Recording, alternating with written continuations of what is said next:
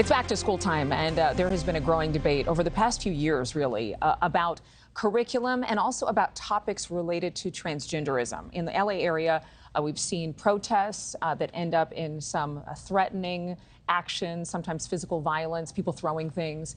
This was outside of a school district headquarters between parents' rights groups and LGBTQ plus supporters. This is over the transgender notification policy, or lack thereof. Some parents really want a rule in place requiring schools to notify them if their child wants to be referred to as a gender other than the one assigned at birth. And critics say policies like that could actually be dangerous to some children, perhaps if their parents are not exactly willing to agree with their chosen gender. Burbank, California Mayor Konstantine Anthony is with us right now, as well as California Parents United founder Tracy Henderson, both live. Thank you both for coming on and talking about this. I think it's really important that we discuss it. So first, thank you. Thank you for having us. So, Mayor, I want to start with you because it was actually one of our own stations, KTLA, that interviewed you from that protest. I heard you say on camera some things that I wanted to just make sure that we were clear as to what you were communicating. You were talking about that inside of public schools, that children who want to identify with a different gender, that if they talk to a teacher, that school officials are looking for persistence, insistence, and consistence. And that at that time, perhaps a medical official is notified. But up until that time, it seemed as though you were saying a teacher doesn't have a responsibility to alert a parent if a child wants to identify differently, that perhaps this is just, you know, a stage of life, a chapter of life, a fluke, experimentalism. Why do you think it is that parents should not be told, even if it does seem like it's something that's passing? Yeah, it's important to know that kids are gonna try different things. They're gonna say different things.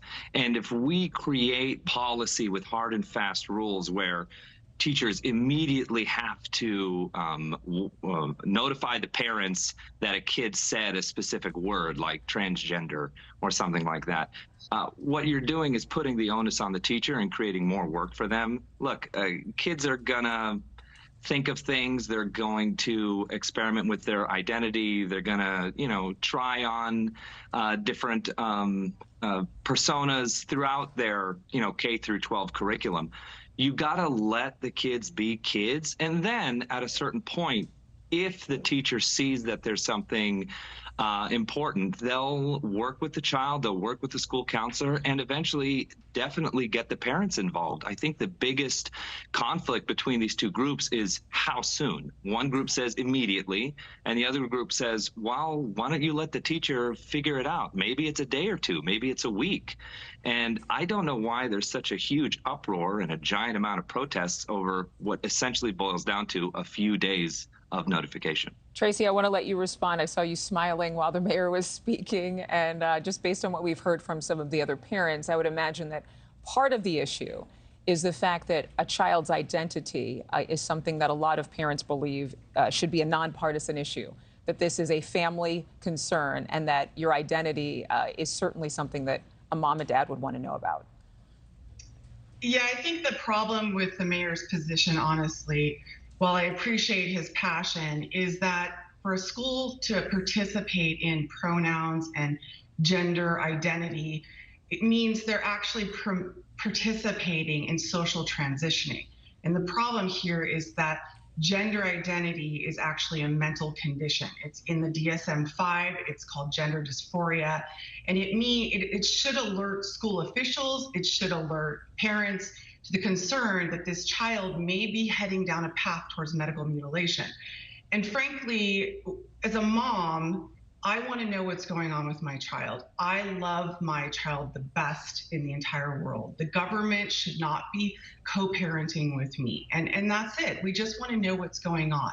And I think one really important point that everybody should rely on is that the status notion that the governmental authority supersedes parental authority because some parents may abuse or neglect their children, it's abhorrent to the American tradition here. It's about parents' right to choose. A lot of people, a lot of parents, Mayor Anthony, and I would, are you a father? Are you a parent? So my kid is in public school, and I don't know if you folks know this. I'm actually the first diagnosed autistic mayor in the country. I've worked in disability rights and mental health for over a decade. The words and phrases that your other guest here is using is highly dangerous, and it actually puts people in harm's way, puts kids in harm's way by claiming a mental illness diagnosis is the only true path to dealing with issues of gender and gender dysphoria. Wow. Thank you for watching. Go to newsnationnow.com to find NewsNation on your television provider. And don't forget to click the red subscribe button below to get more of NewsNation's fact-driven, unbiased coverage.